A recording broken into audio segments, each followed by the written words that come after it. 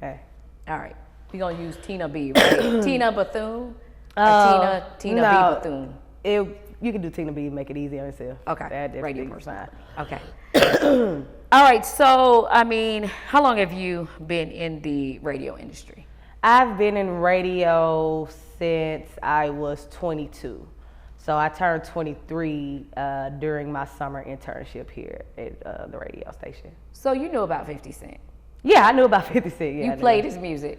Oh, well, actually, by the time I got to the radio, 50 Cent wasn't really as far as radio is concerned, musically, he wasn't on the radio. But as far as just hearing his music over the course of life, yes, of course, yeah. All right. So you hear that 50 Cent is coming to Shreveport.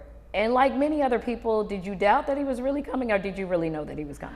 When they said 50 Cent was coming to Shreveport, I knew he was coming strictly because of who the people I saw he was talking to. He was here, and I just felt the energy shifting. I heard the conversations, a little of them, and so yeah, I knew it was legit and that was happening. So you meet a lot of celebrities in your line of work. I have. I know you met him. Yes. Tell me what it was like to meet him.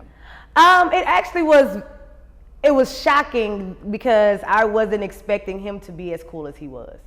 So when he met me and saw me, you know, you saw my post where I had my shorts on. He was like, "Oh, you got the thighs out today," and I was like, "Yeah, I do." And so we had that little exchange initially, and we also were able to speak. He also came into my studio, was able to check out what I do, get to know me, etc. So it was actually pretty cool.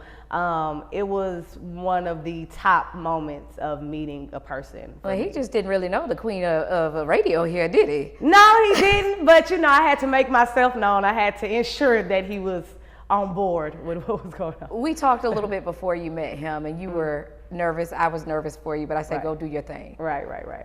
Yeah. Well, it's nervous. You got to be nervous regardless. And it's not that I was so much nervous to meet him. It was more so wanting to be good at the job. So I was more so nervous about my art and what I do more than it was actually meeting him, because I was excited to meet him, but I wanted to make sure I asked the right questions, say the right things, do the right things, so on and so forth. So I followed your career even before I even met you personally. Yes, ma'am. And I know that you've just been waiting for the break. Yeah, right. And I feel like during Humor and Harmony, you got one of your biggest breaks. I do think, yes, with XXL magazine, doing that concert, I cried when they called, because one of the things my mama always used to say when I was growing up, she was like, "Someone needs to just see my baby. Somebody just needs to see my baby." And when they called me, they didn't call me because I called them. They didn't call me because I had somebody call them. They came to Shreveport. They called into Shreveport and said, "Hey, we need someone that's connected to the area to do this show. We want to make sure we put Shreveport here. Who is it to get?" And they called around, and everybody said me.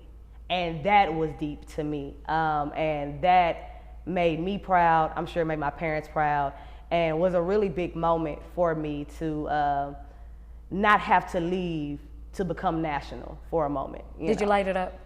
Well, you know. Did you turn it out? Now, you know they wanted us to leave ratchet, they want us to leave the little ratchet. But I can say that, did I still exude who I am? Yes. Did I make sure Louisiana and Shreveport was represented? Yes. Did I do it with decorum, but also still with my same swagger? Yes. Yes, because I love Tina B swagger. I don't sit down at all when you are out there. So tell me about this. So you get the chance to, I mean, you were everywhere. I felt like I was going to different pages, living through everybody. Tell me where you went. You didn't get any rest because you were everywhere. Yeah. To be honest, I went everywhere. I didn't really get a chance to go to the concerts, etc. Honestly, because I was working. I'm really passionate about everything I'm doing. You know, as you know, I have a podcast, KSLA, and that is important to me too. So I wanted to make sure I captured that weekend. But also, I just genuinely was working. I had a brunch to do Friday morning. I had XXL to do. Then again, of course, the podcast. Then, of course, I still have to do radio because the radio is also bringing in people to interview throughout the weekend. So it was a lot of that. But I was able to go to I went under the bridge. It was a real cool Bourbon Street vibe. I enjoyed that. I got a chance to go to the G Dome. I also got a chance to work with them in promotions as well. So got a chance to affiliate myself with them as well. Where else did I go? I went where everybody was. Where the people was, I was. You was outside. Yeah, I was definitely outside. Talk to me about, did you ever feel like you had to leave this area to be successful in radio, and now maybe you don't have to do that? I feel like that every day. I think I felt like that ever since I came home, because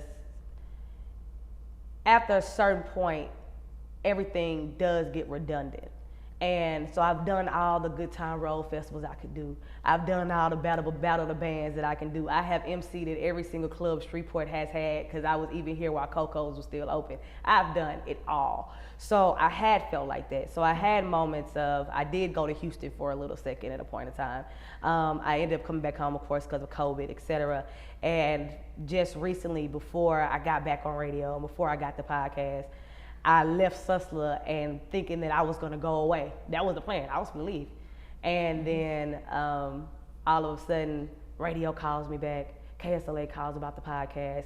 And then now 50 Cent's coming. Then Human Harmony gets here. And now I feel like for the first time, I don't have to leave. I don't have that in me. I feel like everything that I've ever wanted, I was able to build here. And now, not only am I able to build it, but the audience is coming here. So now everybody's going to be able to see it. And so we've been talking about how other businesses get to profit off of 50 Cent coming. I feel the same way about my podcast. I feel the same way about the radio. You know, radio may have been dead before, but now people are going to be in the city and people are going to tune into the radio because that's just what people do. Let's see what's going on in this area, what's going on in this radio. So yeah, I think that changed a lot for me, especially for being a young woman with a lot of different ideas. 30,000 people in Shreveport, majority probably, a lot of them visitors, you know. It was our chance to really show them what we have. Right. What did you think about all of those people being here? Celebrities were within, arm's length. Right. It was actually, I've been here for 31 years. I've been alive for 31 years. I'm about to turn 32, child, Lord. But in these years of being here, though, I've never experienced that. The biggest thing that I can remember that was big to me growing up was when Lil Bow Wow came to the radio station and stood on top of the radio station, took his hat off and shook his braids. And that was the biggest moment of my whole entire Shreveport life. Like at that time, truthfully. And so being able to actually just walk in the valleys to go grab something to eat and you see someone for power. Or to, when I got out the XXL show, they had a balcony inside of Valleys, inside of the Celebrity Lounge. And I didn't know that all the celebrities were up there watching before they were going to the game. So as we were walking out, all these celebrities are just rushing down the stairs. There's so many different ones, DaBaby, Keith Sweat, Lamar from BMF, like all these different, Skilla Baby, all these different artists are just coming down. And they just, they're all cool. Nobody's like, no pictures, please. Nobody is being rude. Everybody's able to take pictures, dap them up, speak to them. I had a moment to speak to DaBaby, and that was actually probably my biggest moment of the entire weekend. Yeah, he loves Hood Bachi too. Yes. But I was able to speak to him when I first started radio. So I was about 23, maybe 24, around the time my grandfather passed. Actually, a couple of days after my grandpa passed, DaBaby came to Shreveport to do to do an interview. And at the time, his name wasn't DaBaby. It was Baby Jesus. And he was telling us how he just signed and they were making him change his name to DaBaby. And the song that he came in with had Big Sean on it. No, it didn't have Big Sean on it. I take that back. It didn't have Big Sean on it. But Big Sean was right before him. And all he needed to do was get ahead of Big Sean. And he did. And now all of a sudden DaBaby is DaBaby, and he's all this big fame and all these luxurious things happen to him. And I got a chance to see him again and say, hey, do you remember that time that I interviewed you these years ago? I told him the story. I'm sure he didn't remember me, but we were able to share a moment. And it was a moment for me, even if it wasn't for him. And also, to be honest, he acted the exact same. he was the same energy, same guy he was when I met him the first time. So that was just a really I'm big sure he deal. remembered you. We cannot I forget mean, Tina I don't know. He done met a lot of people. And I'm not that Nobody deep. has your vibe. Okay. Yeah. Okay. Lastly, there was a lot of negativity that surrounded it, and I spoke to different people that were a part of this who said, you know what? Finally, they can be quiet. I'm so glad it was positive Right. because it shut a lot of people up. What do you have to say to some of the naysayers out there?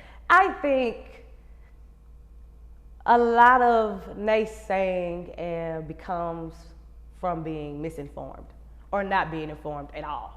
A lot of people, it's just kind of social media age that your opinion typically becomes fact. What you think going on is what's going on, not necessarily what the fact of the matter is. I do think that how successful it was showed the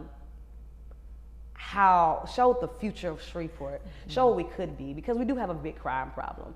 And I think that's due to not having stuff to do, not having promise. Some people don't feel like they can do anything in Shreveport, and I feel like the energy was motivational. And when the energy became motivational, it traveled around the entire city to where it may have been thugs and gangbangers outside, but they all motivated right now. So ain't nobody trying to mess that up for themselves or anything like that. And I think that that was deep.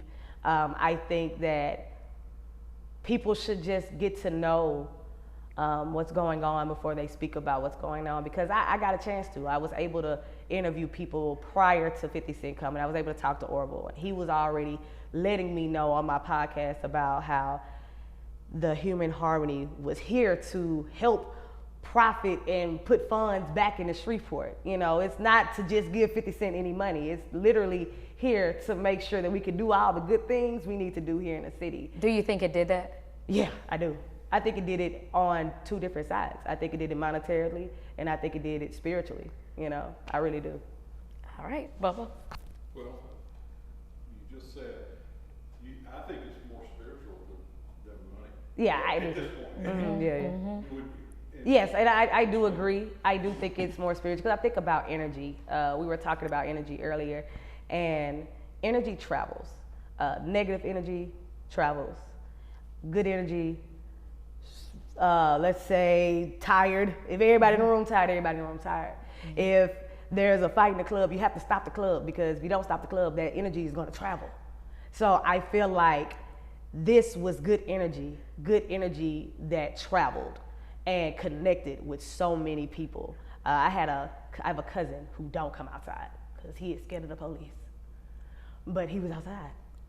And I know that is, but seriously though, he was outside and he was totally fine with being out there. He felt protected. He felt calm. He felt cool. He felt able to just be outside and hang out. And I think that's deep to say, because there's some people that really don't come out of the hood that came out of the hood that weekend and didn't cause any trouble. And I really think on the law enforcement side too, they weren't looking for all the minor, right. They really didn't bother you. They just wanted to make sure you wouldn't bring no guns in here, but they didn't bother you. They weren't nitpicky. They weren't walking around. They weren't walking around down there. They were like, what you got going? What you doing? They weren't doing any of that. They were leaving you alone. They were hanging around. They were just ensuring that there weren't any issues. And I think that is an amazing way to police. Okay. I'm 67, grew up here. As a matter of fact, I brought, with my family, we brought the church money to Commercial National Bank right next door. So, I mean, this is home. I had goosebumps that weekend. Yeah. Because I'm going like, wow. In all these years, this is fine. Shreveport's finally getting a break. I could say the same thing. Not 60 years, but definitely been here for 31. And that weekend, it blew my mind. I could say I was humbled, but like I said, also I was motivated as well. I was inspired as well. I never felt so much get up and go in my career. Like I wanted to get up and go. I wanted to be outside. And I have moments of my own where I may have felt a little touched, like really watching this happen, seeing some people have a good time that I've really never seen have a good time, you know, so that stuff is deep to me. I was able to get G-Dome tickets, and I let my friend who has all her kids be able to come, like take this weekend off, just come to the G-Dome. I was able to like just let my homegirl who just had her baby, come on girl, let's just go to the G-Dome kind of thing. So it was really touching. Everybody a lot of people got a chance to experience something they've never experienced before. I've never really been to a real concert that was not in Shreveport or Bossier. And this weekend, I mean, I'm just walking down the street next to, Keith Sweat. And it's just like, so it's like, yeah, what's up, mommy? You all right? My mama said hi, kind of thing, so. I love him. Yeah. All right. Thank you. All right.